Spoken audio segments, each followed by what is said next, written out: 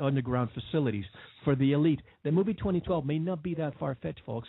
If they want, you look at the Georgia Guidestones. They want to reduce the world to 500 million. If that's their end game, to reduce the population, chemtrails, it's the bioengineering game, and then 2012 to pull something, a natural disaster, man-made, if you will, to reduce the population and thin the herd. What a great way, plausible deniability. We cannot point the fingers back at them. Yeah, absolutely, absolutely. And just take a look at the history. Take a look at the history, and we'll see that, you've got the Rex 84 program. We've got FEMA camps all over the place now. And as if we needed it, Jesse Ventura just went and verified it and confirmed that they do exist. And, not only that, but we have all the deep underground military bases, like you said, that are being built or have been built, interconnected, might I add, by high-speed rail. Underground high-speed rail. And then in 2007, we had a seed vault built in Norway, the side of a mountain in the Arctic Circle in Norway. Now, the logistics of that are incredible because there's no infrastructure on that little island. So everybody that goes to work there, they get off work, they don't go to McDonald's. They don't go to the hotel. So they had a huge infrastructure. They did it in 9 months, start to finish. Now, anybody that knows anything about government programs or anything like that knows that they don't go fast and they don't go smooth. So for them to do this in 9 months, what is the rush? That's the question. And one of the biggest financial supporters of that project was the Vatican. Did you know that? I'm sorry, I missed you. The Vatican is one of the biggest financial backers of that seed vault in Norway.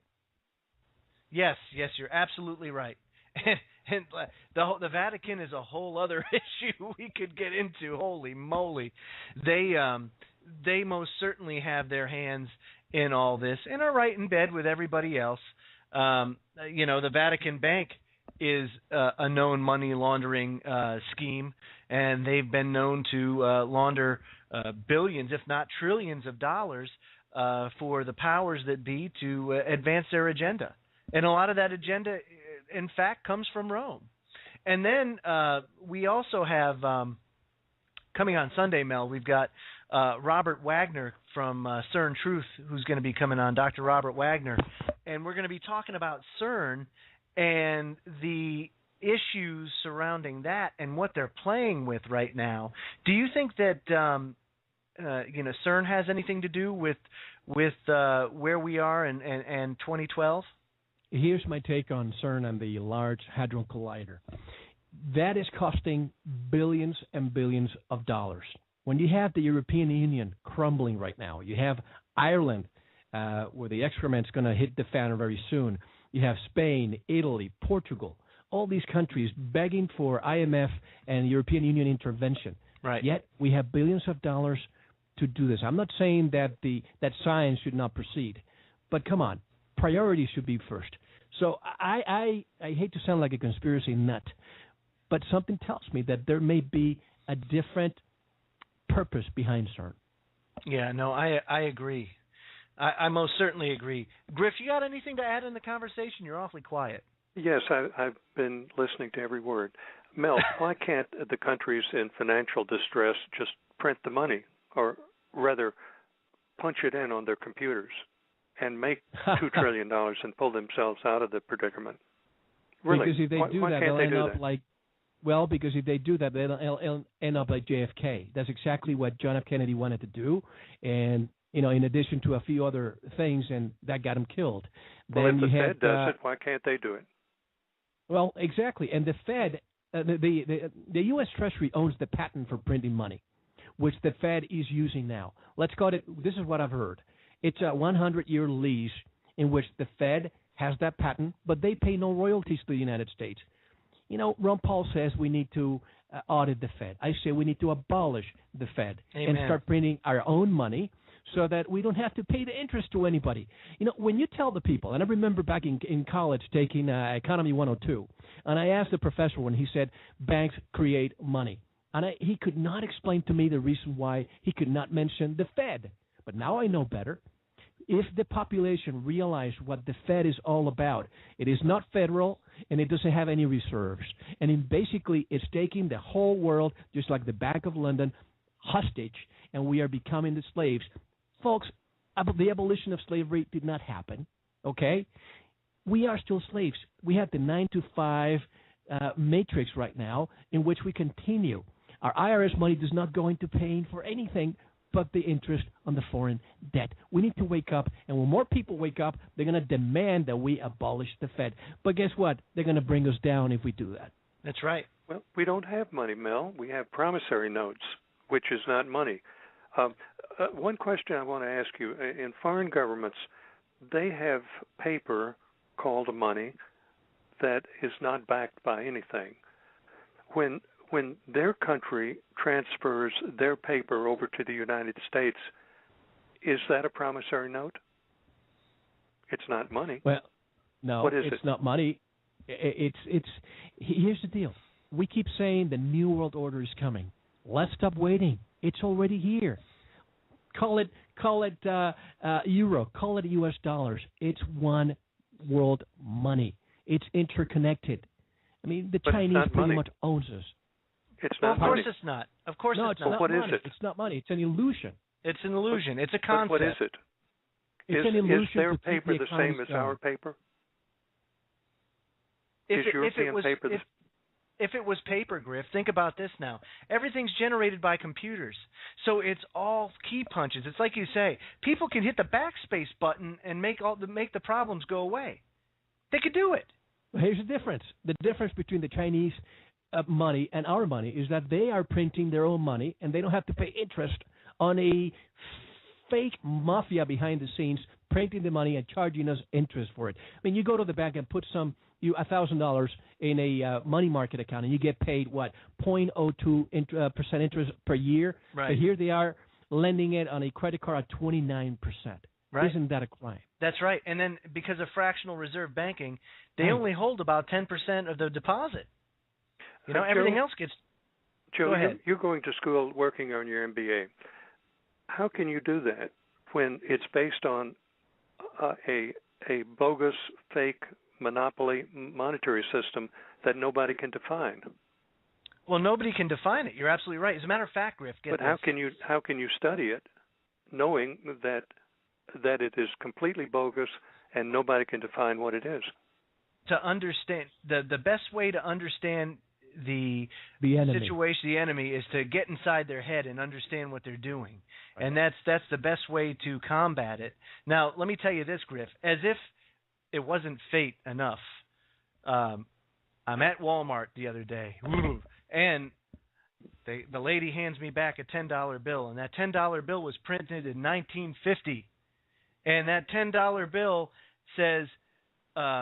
At the bottom, it says, of course, at the top, it's U.S. Federal Reserve note. At the bottom, it says $10, pay to the bearer on demand. And then under the this note is legal tender for all debts, public and private, and can be redeemed at any Federal Reserve bank for legal money. Legal money? Well, what do I have in my hand? Why don't you get a news reporter to go with you to the bank and try to redeem it?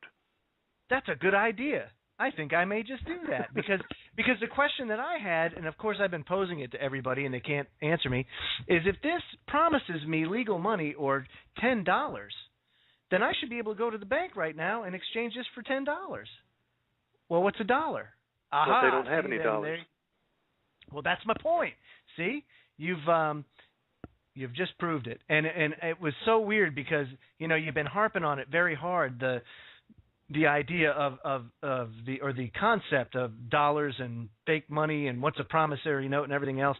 And wouldn't you know it that I go to Walmart and get this circa 1950 $10 bill, and I'm like, holy crap! And here's a piece of information for you if you go to Walmart or Target. When you leave with your bags, they usually want to see and compare your receipt. You know that you are not obligated to do that. You can tell the person, I don't want you to look. I don't need to show you anything because I don't have an agreement. When you go to, say, a Costco or a Sam's Club, you have an agreement and they're entitled to do it. But if you do it at Walmart, you can have some fun and tell the person, bring me your manager here and have some fun. You don't have to show any proof of receipt.